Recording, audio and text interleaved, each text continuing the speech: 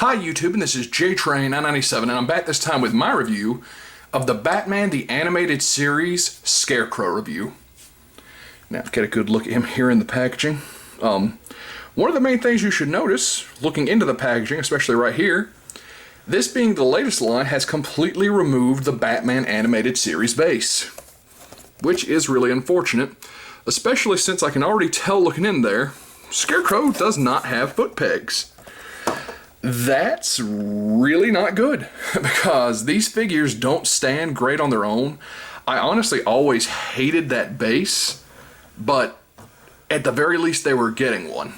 So, there's no pictures of the other figures in this wave who were Hardak, a new release of Two-Face, and the Grey Ghost, who all also, I believe, got their bases cut. But I am still excited to finally have this version of Scarecrow. Let's open him up.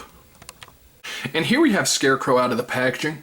Now, I do have to correct myself first off. I said he had no foot pegs. He does. He has one very small one. It's not a very deep foot peg due to the design of the foot. He's not even completely going down onto this generic NECA base, but you can get him on a base. So despite the fact that I think it's ridiculous they cut out the base when every other figure they've done got one, you can put him on there, so that's something to be grateful for. Now, getting a quick 360 of Scarecrow here. The only thing that was in Scarecrow's packaging, other than his two alternate hands and head, was this little tiny piece of paper. It's just generic between all the figures in this way. It kind of shows you a drawing of how to swap heads and hands. You used to get a little full color sheet of the characters that were going to come out later, but right now, after this wave, the only thing I know for sure that's coming out is the Bat Cycle, and it's supposed to be the Joker Mobile. But that Joker Mobile is looking like it might get canceled because they keep pushing it back.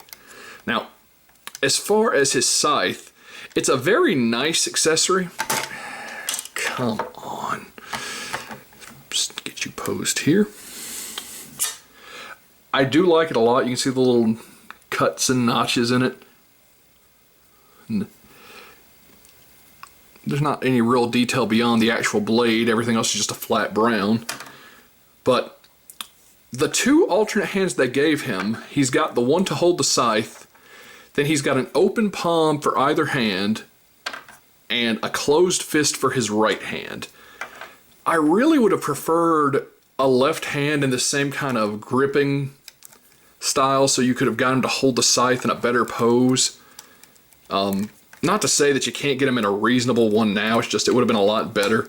You know, this line is notorious for giving you 7, 8 pairs of hands, so I feel like this wave definitely got some major cost cutting done to it that hurt the figure overall. Let's pop Scarecrow's head off. As you can see, it's a very nice looking, accurate depiction of how Scarecrow looked in the animated series. I can't get, however, why we got an unmasked Jonathan Crane head. Like, that boggles my mind. Because Scarecrow, actually, before they switched over and totally redesigned most of the characters, this head does not want to pop on. It's a really skinny neck joint here. Scarecrow actually had a different look in his first appearance of the animated series. Now, granted, it was just a different head. Everything else was totally the same. I still don't think this is on here. Man, he does not want to pop on. You can see the neck's just kind of bending with him. Come on, bud.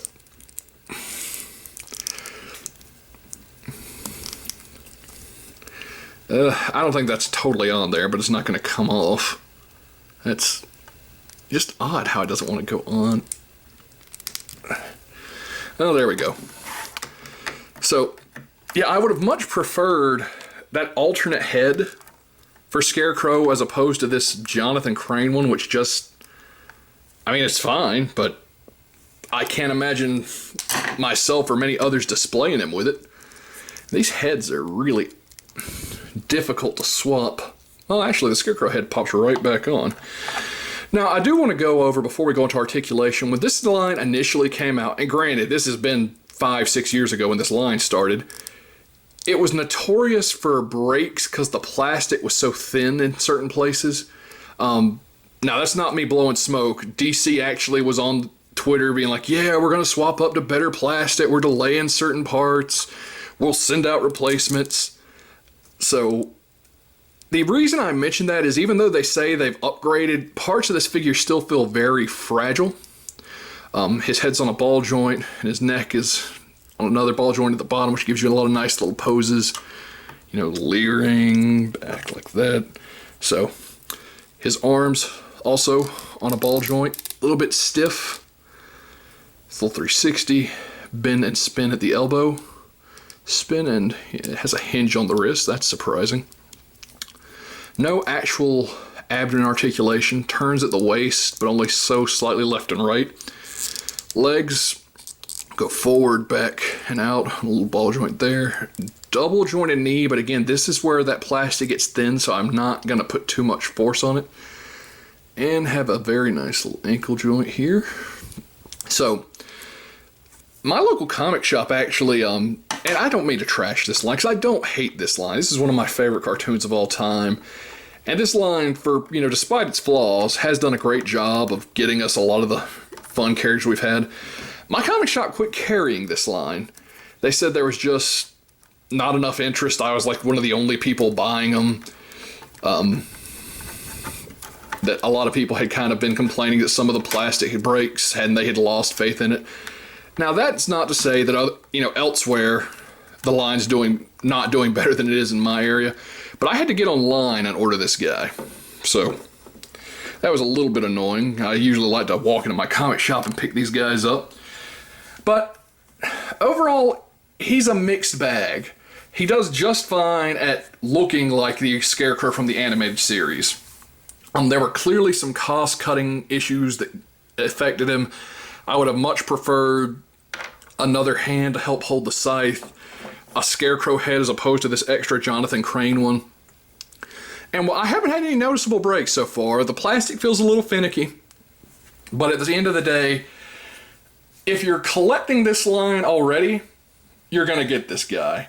And that's one of the reasons it pisses me off so much that they cut the base. Every single figure up till this wave has that base. And now there's just going to be a few that don't, because this line's definitely winding down. So, you know, if you're collecting the line, go ahead and pick him up. He's on the same level of quality as the others. If you're just a Scarecrow fan, I'm not going to say there aren't better versions of Scarecrow out there, but this is definitely a great animated figure. And that being said, this is JTrain997, and I'll see you soon, YouTube.